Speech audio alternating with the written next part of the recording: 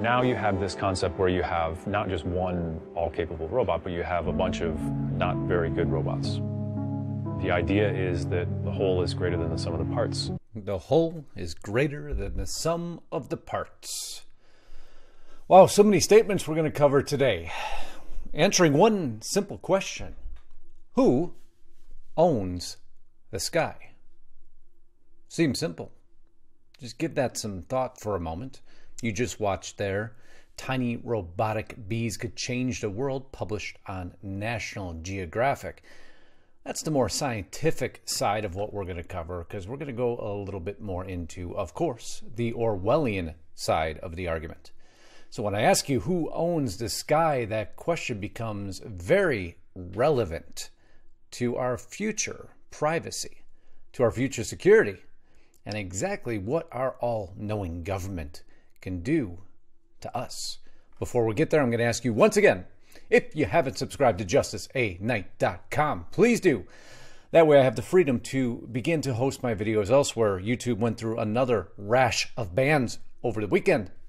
People disappearing with absolutely zero strikes against them. Suddenly, overnight, channels are gone.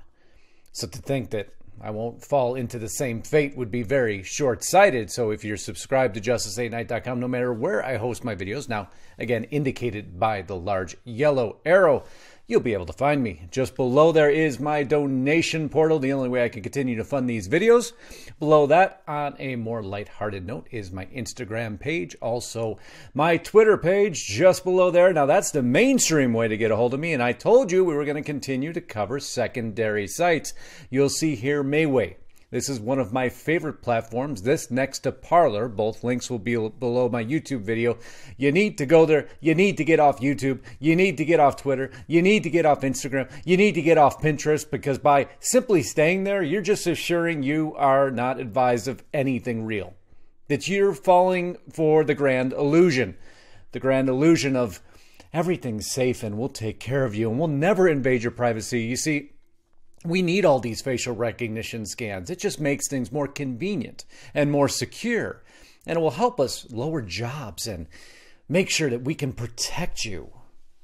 Don't worry that we're going to carry everything in databases that we have proven time and time again will be intruded on or hacked in or handed over to the exact globalist that we desire. This article here on Daily Beast, facial recognition bans coming soon to a city near you. You see, they want to keep your eye off the prize. They want to continue to have you thinking about these cameras that you can see. But what about the things you can't see? What about the things watching you that you aren't even aware are there?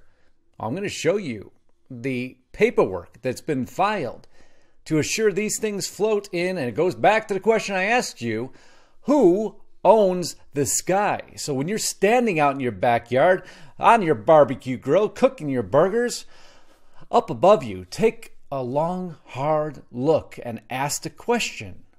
You see, I got my property secured. I got the fence around my yard. But what up there is looking down on me? Soon these little guys, that's right, aren't they cute? Forget props and fixed wings. New bio-inspired drones mimic birds, bats, and bugs. You saw the bee on the initial clip. But then what if you have bats as drones? And what if you have, again, the bees as drones, or this cute little hummingbird? Starts to get a little bit more Orwellian. I think you're starting to pick up where I'm going now. One day, these tiny flying machines may be flittering unobtrusively over the landscape, collecting weather data, monitoring traffic, alerting first responders to accidents and disasters, inspecting construction sites, and more. Farmers could use them to pollinate crops, and law enforcement agency could use them for search and rescue and to conduct surveillance. Eventually, the so-called bio-inspired drones may become available for personal use, flying inside homes and outside them, perching on people's shoulders, shooting photos and videos, and perhaps even keeping discreet watch on elderly people. I struggle with these arguments. Because even reading them just makes your hair stand on edge, because you see all the talking points. We're going to help the elderly. We're going to stop crime. We're going to help farmers. We'll never intrude on your rights. But anyway, I digress. Elderly people at risk of falling or wandering off. Or stop all of us from wandering off from where they don't want us. Experts say the flying machines will be able to perform tasks without disturbing or endangering people or property. There will be these machines that are round the clock doing monitoring and providing information. A Northeastern University roboticist who is working on a bat-inspired robot called Batbot. Oh, they reached far for that name. We can think of them as the guardians of future cities. Any of you falling for this? I know you're not. Wake up! Put down the coffee! No, they really are saying this to our face. NYPD to deploy drone fleet, stoking fears of Big Brother. The NYPD drone police places no meaningful restrictions on police deployment of drones in New York City, says the New York Civil Liberties Union. Because you don't own the sky. That is the answer. You don't own the sky. Our government owns the sky. You'll see here. And they plan on using it against you and I, published on The Guardian. Pentagon testing mass surveillance balloons across the U.S. Going to go down a little bit. Exclusive, the high-altitude balloons promise a cheap monitoring platform that could follow multiple cars and boats for extended periods. The U.S. military is conducting wide area surveillance tests across 6 Midwest states using experimental high-altitude balloons, documents filed with the FCC revealed.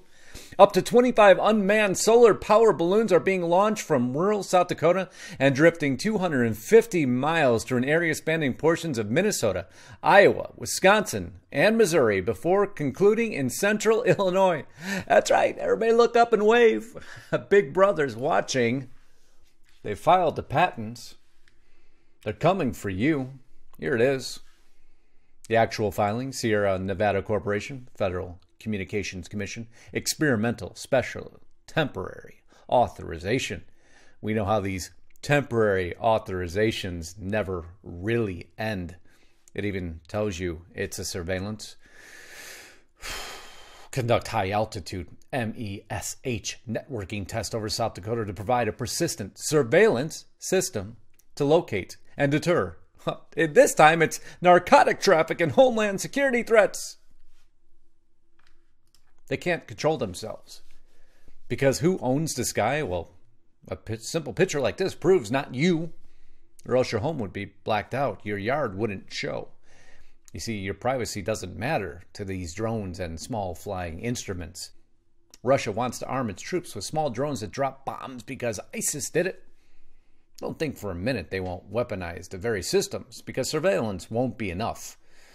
Eventually they'll say, well, if we're going to send that drone in to catch that nasty criminal, and we can arm it, we can keep our police officers safe.